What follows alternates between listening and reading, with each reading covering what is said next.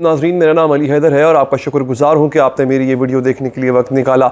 आमिर लियाकत ने मुल्क छोड़ने का फ़ैसला कर लिया है। जी हाँ, आमिर लियाकत जो मेंबर कौमी असम्बली भी हैं और अभी भी हैं, उन्होंने इस्तीफ़ा नहीं दिया हुआ, लेकिन वो इसके बावजूद मुल्क छोड़ने का फ़ैसला कर चुके हैं।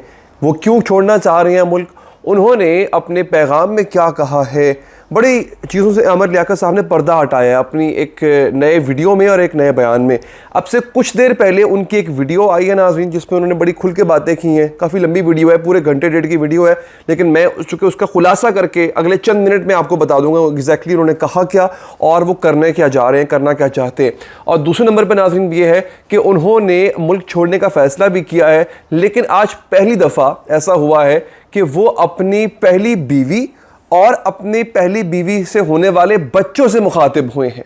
ये आमिर लियाकत साहब ने इससे पहले शायद कभी इस तरह से अपने बच्चों को मुखातिब करके ये बातें नहीं की हैं जो वो अब कर रहे हैं। तो आमिर लियाकत साहब की ये गुफ्तगू, ये एग्जैक्टली उन्होंने कहा क्या है, अगले चंद ही मिनट में आपको पता चल जाएगी।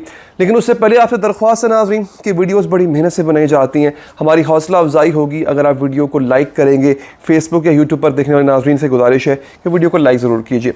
अब जनाब, मैं एग्जैक्ट वो वर्ड जो आमिर लियाकत साहब ने अब से कुछ घंटों पहले उन्होंने अपने इंस्टाग्राम और फेसबुक पर लिखे हैं, वो मैं आपके सामने नाज़रीन रखने जा रहा हूँ।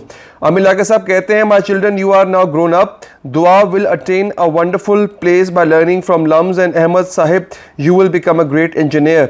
वो कहते हैं कि मेरे बच्चों, तुम अब बड़े हो रहे हो, और माशाल्लाह वाकई उनकी तस्वीर भी मैं देख रहा हूँ, साथ साथ आप भी देख सकते हैं, माशाल्लाह दे हैव ग्रोन अप।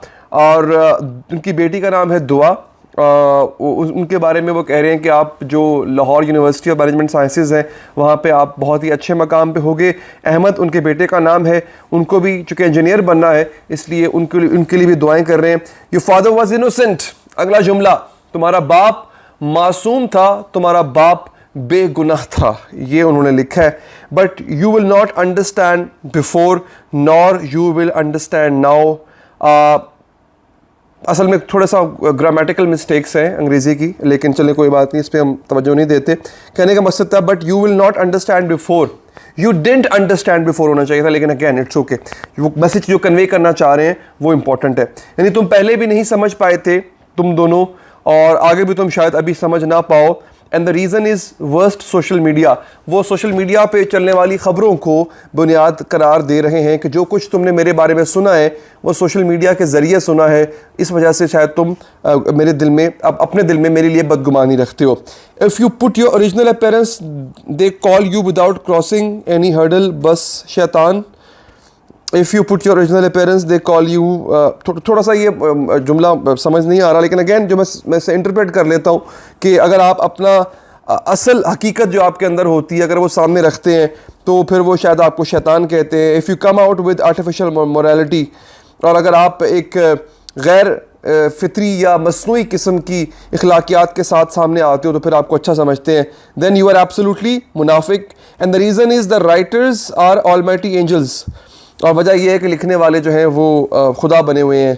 अब मुझे इन जुमलों की कुछ इतनी तरतीब समझ नहीं आ रही, लेकिन पता नहीं क्यों उन्होंने किस यूँ कह लें कि स्टेट ऑफ माइंड में लिखे हैं ये जुमले, वो बेहतर बता सकते हैं। अच्छा, लेकिन हमने आपको इसका क्रक्स निकाल के देना है बेसिकली वीडियो के अंदर ना। आगे वो लिखते हैं, हाँ उन पे कुछ कर्ज भी है, वो कहते हैं मेरे पे कुछ कर्ज भी है। अच्छा, उससे पहले वो लिखते हैं, दुआ you respect me or not, your teacher of previous school से to me in dead man in your class and you kept silence and cursed your father time to time. अब अपनी बेटी से पता नहीं शिकायत कर रहे हैं शायद कि तुम मुझे अच्छा नहीं समझती हो। तुम्हारी स्कूल टीचर ने सबके सामने और इनफैक्ट तुम्हारे सामने मुझे गालियां दी, मुझे एक डेड मैन कहा और मुझे बुरा भला कहा, तो तुम खामोश रही, बल्कि तुमने खुद एडअप किया, तुम भी मुझे वक्तन फ़वक्तन बुरा भला कहती रहती हो। उन्होंने अपनी बेटी को ये मुखातिब करते हुए कहा है। और I will always love you, मैं तुम्हें हमेशा मोहब्बत करता रहूँगा। There are some debts on me, हाँ मुझ पे कुछ कर्ज बाकी हैं। I will pay them soon, right now I am out of money and will leave the country. वो कहते हैं कि मैं फिलहाल मेरे पास पैसे नहीं है, मैं उन कर्ज़ों को बहुत जल्दी चुका दूंगा और फिर मैं ये मुल्क छोड़ दूंगा। I advise both of you that do not stop respecting your mother at any cost and care her whenever she need. अपनी माँ का ख्याल रखना, उसका लुबे लुबाब ये था। Also clarify you, I did not divorce her and claimed was a story of misunderstanding. अच्छा, ये जो खबर ये आई थी कि आमिर लियाकत साहब ने अपनी पहली बीवी को छोड़ के जो है वो दूसरी शादी उन्होंने की है, 20 साल का उनका ताल्लुक था। तो अब वो क्लैरिफाई कर रहे हैं इस चीज़ को आमिर लियाकत साहब कि मैं अपने बच्चों को ये बताना चाहता हूँ कि मैंने आपकी माँ को तलाक नहीं दी थी, हमारी अलहदगी हुई थी, लेकिन तलाक जो है वो वहाँ तक बात नहीं पहुँची थी। ये वो बेसिकली बताना चाह रहे हैं। She is still my wife but removed Aamir was her choice.